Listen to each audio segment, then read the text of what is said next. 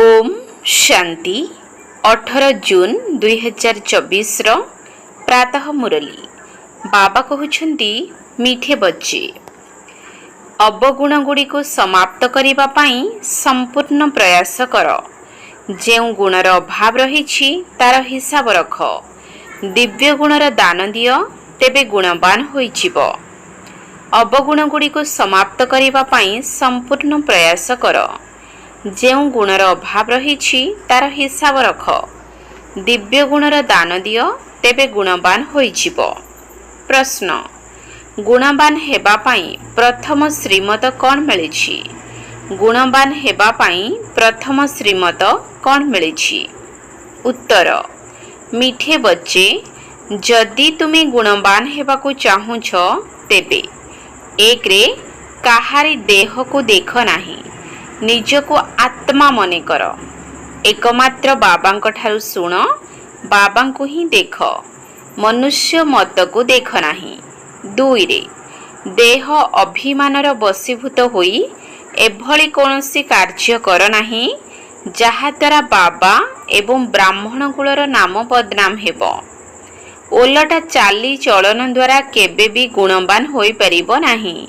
सेमानकु cooler कलंक बोली कुहाजिब।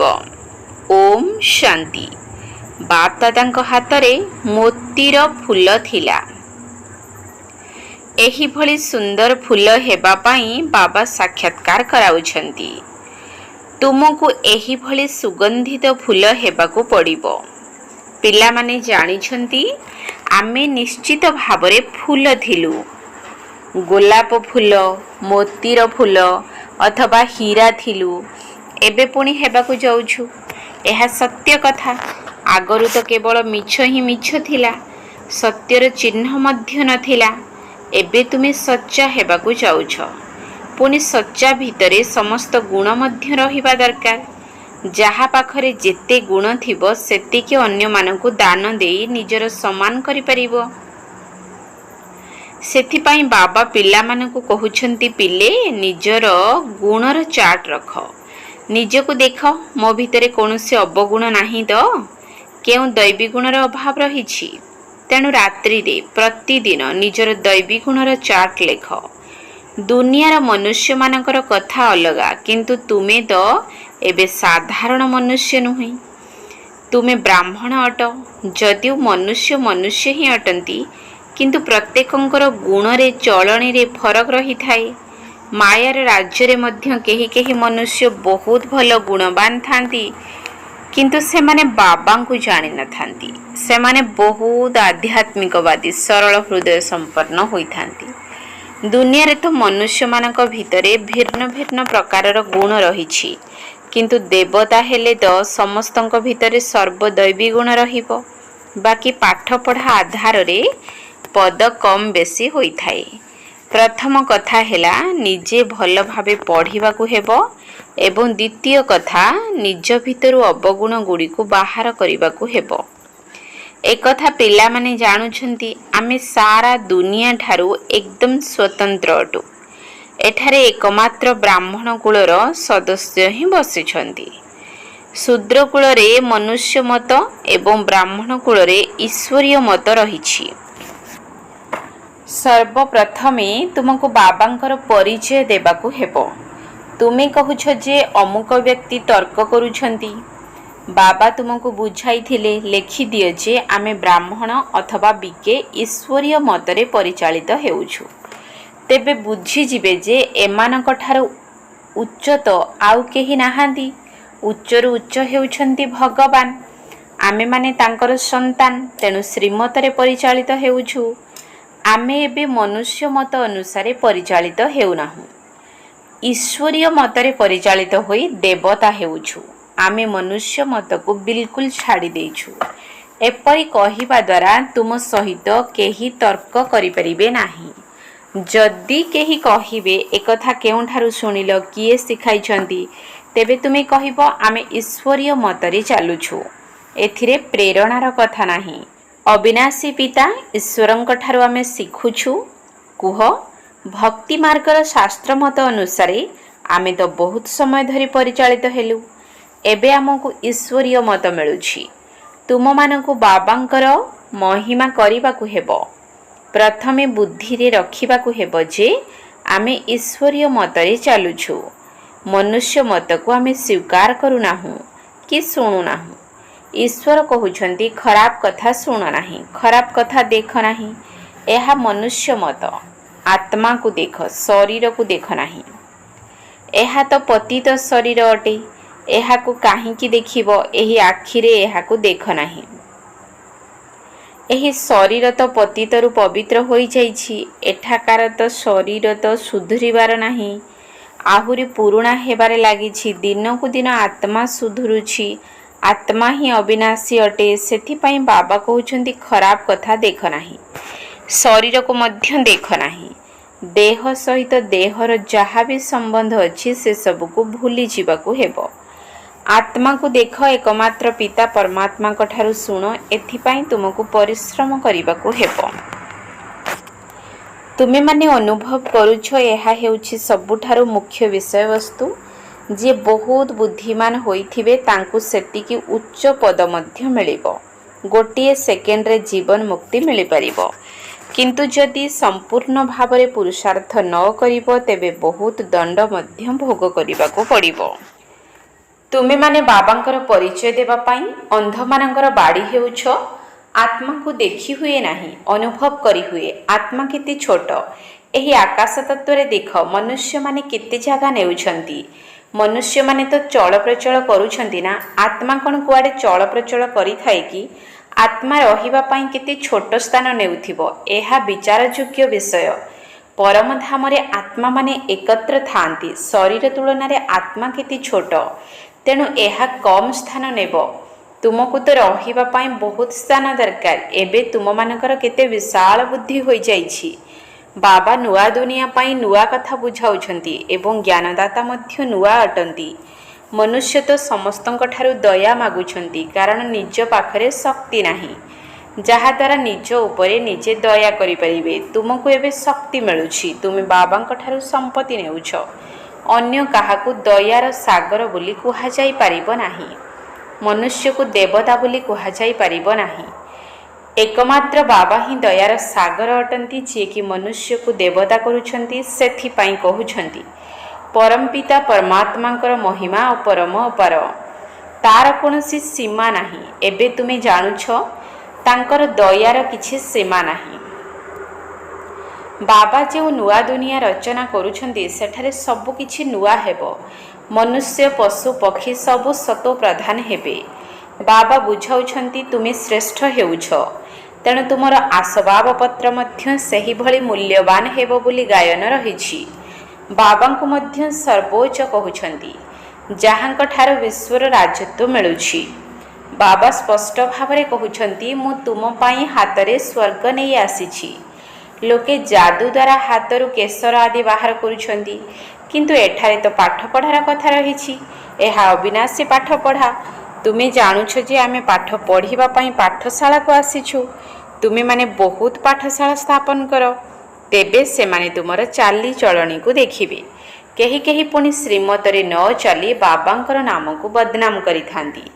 ଦେହ ଅଭିମାନୀମାନଙ୍କର ଚାଲିଚଳଣି ହିଁ ଅଲଗା ହୋଇଥାଏ।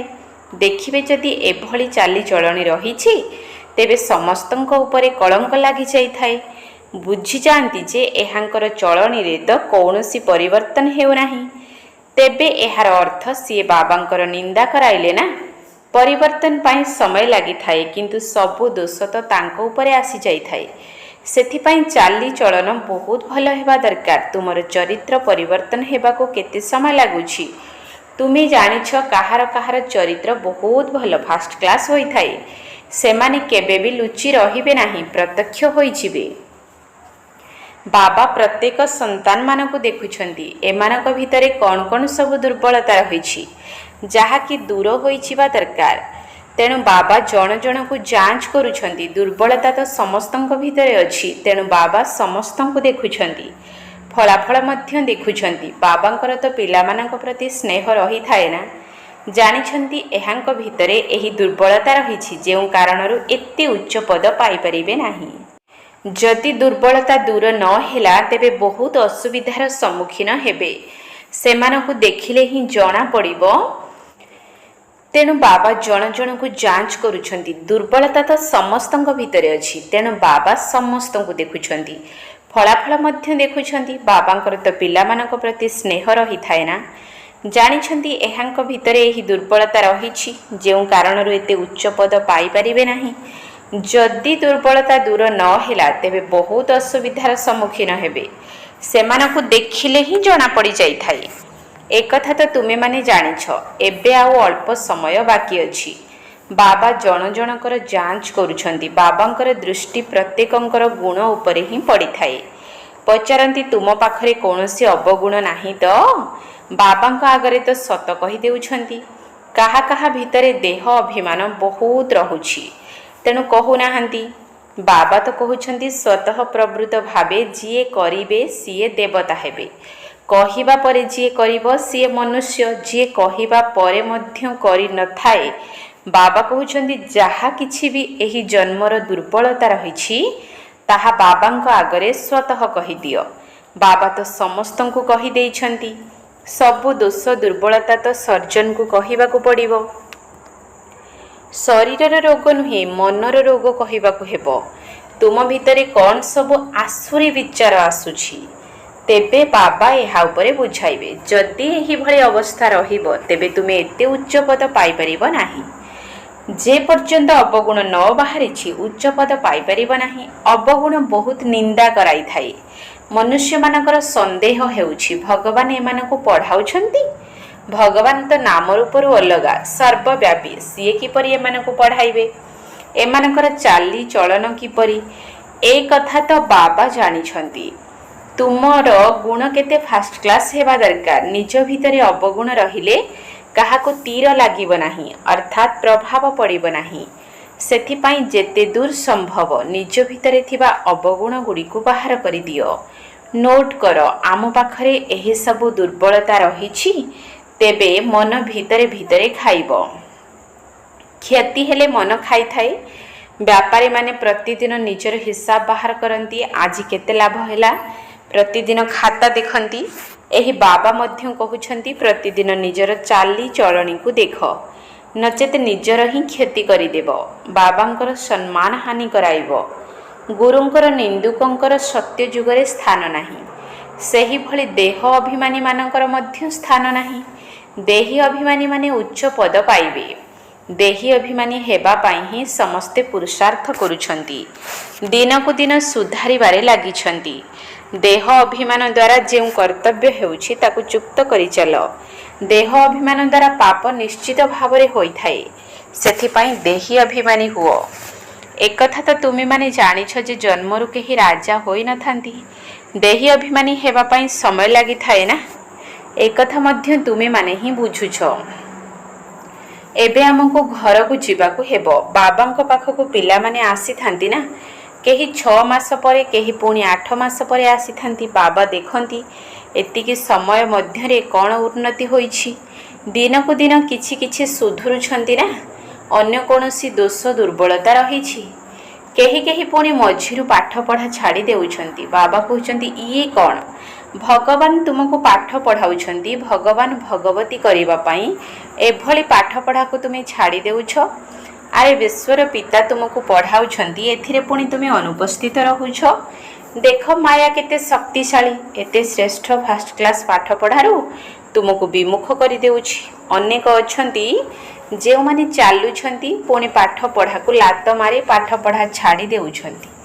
ଏକଥା ତୁମେମାନେ ଜାଣୁଛ ଯେ ଏବେ ଆମର ମୁଖ ସ୍ୱର୍ଗ ଆଡ଼କୁ ଏବଂ ପାଦ ନର୍କ ଆଡ଼କୁ ରହିଛି। ତୁମେମାନେ ହେଉଛ ସଙ୍ଗମଯୁଗୀ ବ୍ରାହ୍ମଣ। ଏହା ପୁରୁଣା ରାବଣର ଦୁନିଆ। ଆମେ ଭାୟା ଶାନ୍ତିଧାମ ସୁଖଧାମକୁ ଯିବୁ।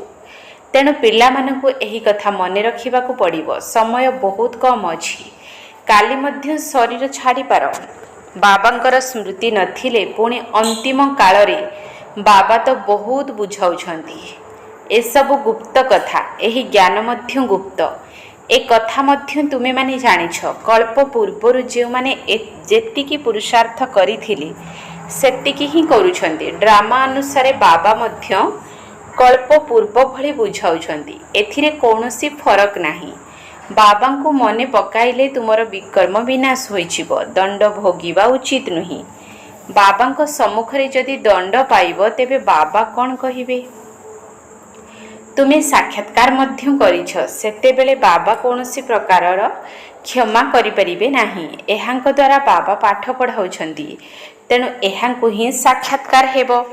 ଏହି ବ୍ରହ୍ମାଙ୍କ ଦ୍ୱାରା ପୁଣି ସେଠାରେ ମଧ୍ୟ ବୁଝାଇବେ। ତୁମେ ଏହିସବୁ ଭୁଲ କରିଛ। ସେହି ସମୟରେ ତୁମେ ବହୁତ କାନ୍ଦିବ, ଚିତ୍କାର କରିବ, ଅବଶୋଷ କରିବ। ବିନା ସାକ୍ଷାତକାରରେ ବାବା ଦଣ୍ଡ ଦେଇପାରିବେ ନାହିଁ। କହିବେ, ତୁମକୁ ଏତେ ପାଠ ପଢ଼ାଇଥିଲି, ତୁମେ ପୁଣି ଏସବୁ କାମ କରିଛ। ତୁମେ ମଧ୍ୟ ଜାଣୁଛ ରାବଣର ମତରେ ଆମେ କେତେ ପାପ କରିଛୁ। ପୂଜ୍ୟରୁ ପୂଜାରୀ ହୋଇଯାଇଛୁ, ବାବାଙ୍କୁ ସର୍ବବ୍ୟାପୀ ବୋଲି କହି ଆସିଛୁ। ଏହା ତ ପ୍ରଥମ ନମ୍ବର ଅପମାନ। ଏହାର ମଧ୍ୟ ବହୁତ ହିସାବ କିତାବ ରହିଛି। ବାବା ଉଲ୍ଲୁଗୁଣା ଦେଉଛନ୍ତି, ତୁମେ ନିଜକୁ ନିଜେ କିପରି ଚାପୁଡ଼ା ମାରିଛ। ଭାରତବାସୀ ହିଁ କେତେ ପତିତ ହୋଇଯାଇଛନ୍ତି। ବାବା ଆସି ବୁଝାଉଛନ୍ତି, ଏବେ ତୁମକୁ କେତେ ଜ୍ଞାନ ମିଳୁଛି। ଏହା ପୁଣି ଡ୍ରାମା ଅନୁସାରେ ତୁମେ କ୍ରମାନୁସାରେ ବୁଝୁଛ। ଆଗରୁ ମଧ୍ୟ ଏହିପରି ଏହି ସମୟ ପର୍ଯ୍ୟନ୍ତ କ୍ଲାସରେ ଏହି ଫଳାଫଳ ହିଁ ଥିଲା। ବାବା ତ ନିଶ୍ଚିତ ରୂପେ ବୁଝାଇବେ ନା, ତେଣୁ ପିଲାମାନେ ନିଜର ଉନ୍ନତି କରିବା ଉଚିତ। ମାୟା ଏପରି ଯିଏକି ଦେହୀ ଅଭିମାନୀ ହୋଇ ରହିବାକୁ ଦେଇନଥାଏ। ଏହା ହିଁ ସବୁଠାରୁ ମୁଖ୍ୟ ବିଷୟ। ନିଜକୁ ଆତ୍ମା ମନେକରି ବାବାଙ୍କୁ ମନେ ପକାଅ, ତେବେ ପାପ ଭସ୍ମ ହୋଇଯିବ। ଆଚ୍ଛା, ମିଠା ମିଠା ଶିକିଲଧି ସନ୍ତାନମାନଙ୍କ ପ୍ରତି ମାତା ପିତା ବାପ ଦାଦାଙ୍କର ମଧୁର ସ୍ନେହ ସମ୍ପନ୍ନ ଶୁଭେଚ୍ଛା ଏବଂ ସୁପ୍ରଭାତ। ଆତ୍ମିକ ପିତାଙ୍କର ଆତ୍ମିକ ସନ୍ତାନମାନଙ୍କୁ ନମସ୍ତେ। ଆତ୍ମିକ ସନ୍ତାନମାନଙ୍କର ଆତ୍ମିକ ବାପ ଦାଦାଙ୍କୁ ନମସ୍ତେ ନମସ୍ତେ ନମସ୍ତେ। ସୁପ୍ରଭାତ। ଧାରଣା ପାଇଁ ମୁଖ୍ୟ ସାର। 1 ନମ୍ବର ପଏଣ୍ଟ, ଦେହ ଅଭିମାନର ବଶୀଭୂତ ହେବା ଦ୍ୱାରା ନିଶ୍ଚିତ ଭାବରେ ପାପକର୍ମ ହୋଇଥାଏ। ଦେହ ଅଭିମାନୀକୁ କେଉଁଠି ବି ଠାବ ମିଳିବ ନାହିଁ। ସେଥିପାଇଁ ଦେହୀ ଅଭିମାନୀ ହେବାର ପୂର୍ଣ୍ଣ ପ୍ରୟାସ କର। ତୁମର କୌଣସି କର୍ମ ବାବାଙ୍କର ନିନ୍ଦା କରାଇବା ଭଳି ନ ହେଉ। ଦେହ ଅଭିମାନର ବଶୀଭୂତ ହେବା ଦ୍ୱାରା ନିଶ୍ଚିତ ଭାବରେ ପାପକର୍ମ ହୋଇଥାଏ। ଦେହ ଅଭିମାନୀକୁ କେଉଁଠି ବି ଠାବ ମିଳିବ ନାହିଁ। ସେଥିପାଇଁ ଦେହୀ ଅଭିମାନୀ ହେବାର ପୂର୍ଣ୍ଣ ପ୍ରୟାସ କର। ତୁମର କୌଣସି କର୍ମ ବାବାଙ୍କର ନିନ୍ଦା କରାଇବା ଭଳି ନ ହେଉ। 2 ନମ୍ବର, ଭିତରେ ଥିବା ସବୁ ବେମାରୀ ଅର୍ଥାତ୍ ଦୋଷ ଦୁର୍ବଳତାକୁ ସତ୍ୟତା ପୂର୍ବକ ବାବାଙ୍କୁ ଶୁଣାଇବାକୁ ହେବ। କୌଣସି ବି ଅବଗୁଣକୁ ଲୁଚାଇବା ଉଚିତ ନୁହେଁ। ନିଜକୁ ଯାଞ୍ଚ କରିବାକୁ ହେବ ଯେ ମୋ ଭିତରେ କ'ଣ କ'ଣ ଅବଗୁଣ ସବୁ ରହିଛି। ପାଠପଢ଼ା ଦ୍ୱାରା ନିଜକୁ ଗୁଣବାନ କରିବାକୁ ହେବ। ଭିତରେ ଥିବା ସବୁ ବେମାରୀ ଅର୍ଥାତ୍ ଦୋଷ ଦୁର୍ବଳତାକୁ ସତ୍ୟତା ପୂର୍ବକ ବାବାଙ୍କୁ ଶୁଣାଇବାକୁ ହେବ। କୌଣସି ବି ଅବଗୁଣକୁ ଲୁଚାଇବା ଉଚିତ ନୁହେଁ। ନିଜକୁ ଯାଞ୍ଚ କରିବାକୁ ହେବ ଯେ ମୋ ଭିତରେ କ'ଣ କ'ଣ ଅବଗୁଣ ସବୁ ରହିଛି। ପାଠପଢ଼ା ଦ୍ୱାରା ନିଜକୁ ଗୁଣବାନ କରିବାକୁ ହେବ। ବରଦାନ, ବିନାଶୀ ଏବଂ ରାଜକୀୟ ଇଚ୍ଛା ଗୁଡ଼ିକରୁ ମୁକ୍ତ ରହି ସେବା କରୁଥିବା ନିଃସ୍ୱାର୍ଥ ସେବାଧାରୀ ହୁଅ। ବିନାଶୀ ଏବଂ ରାଜକୀୟ ଇଚ୍ଛା ଗୁଡ଼ିକରୁ ମୁକ୍ତ ରହି ସେବା କରୁଥିବା ନିଃସ୍ୱାର୍ଥ ସେବାଧାରୀ ହୁଅ। ବ୍ରହ୍ମା ବାବା ଯେପରି କର୍ମର ବନ୍ଧନରୁ ମୁକ୍ତ ସ୍ୱତନ୍ତ୍ର ଆତ୍ମା ହେବାର ପ୍ରମାଣ ଦେଲେ, କେବଳ ସେବା ପ୍ରତି ସ୍ନେହ ବ୍ୟତୀତ ଅନ୍ୟ କୌଣସି ବନ୍ଧନ ନଥିଲା। କାରଣ ସେବା କରିବାରେ ଯେଉଁ ବିନାଶୀ ରାଜକୀୟ ଇଚ୍ଛା ରହିଥାଏ, ତାହା ମଧ୍ୟ ହିସାବ କିତାବର ବନ୍ଧନରେ ବାନ୍ଧି ଦେଇଥାଏ। ସଚ୍ଚା ସେବାଧାରୀ ଏହିଭଳି ହିସାବ କିତାବ ଠାରୁ ମଧ୍ୟ ମୁକ୍ତ ରହିଥାନ୍ତି। ଯେପରି ଦେହର ମଧ୍ୟ ବନ୍ଧନ ରହିଛି ଏବଂ ଦେହର ସମ୍ବନ୍ଧ ଗୁଡ଼ିକର ମଧ୍ୟ ବନ୍ଧନ ରହିଛି, ସେହିପରି ସେବା କ୍ଷେତ୍ରରେ ସ୍ୱାର୍ଥ ଭାବ ରଖିବା ମଧ୍ୟ ବନ୍ଧନ ଅଟେ।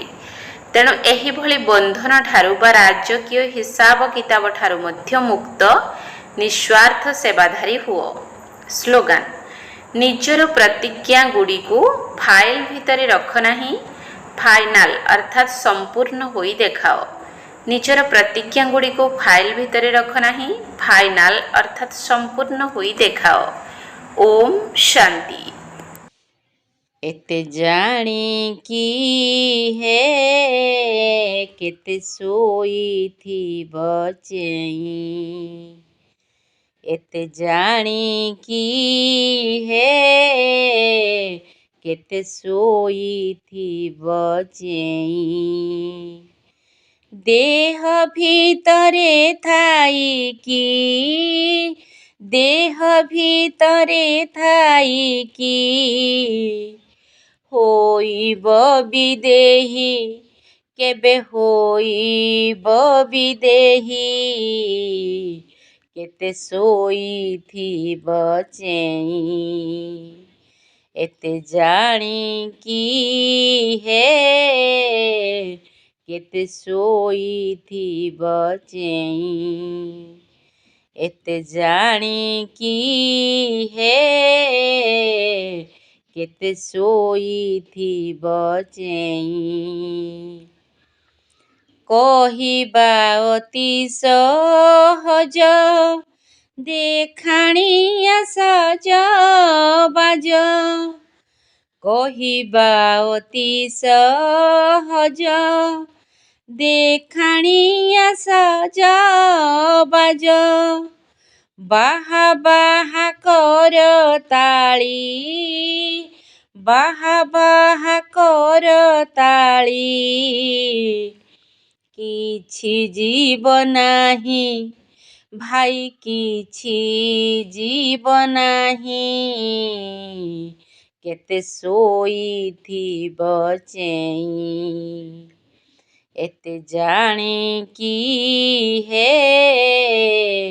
କେତେ ଶୋଇଥିବ ଚେଇଁ ଏତେ ଜାଣିକି ହେ କେତେ ଶୋଇଥିବ ଚେଇଁ ମନର ସୂକ୍ଷ୍ମ ବନ୍ଧନ କରି ନ ପାରିଲେ ଛିନ୍ନ ମନର ସୂକ୍ଷ୍ମ ବନ୍ଧନ କରି ନ ପାରିଲେ ଛିନ୍ନ ଜୀବନ ମୁକ୍ତି ପାଇବା ଜୀବନ ମୁକ୍ତି ପାଇବା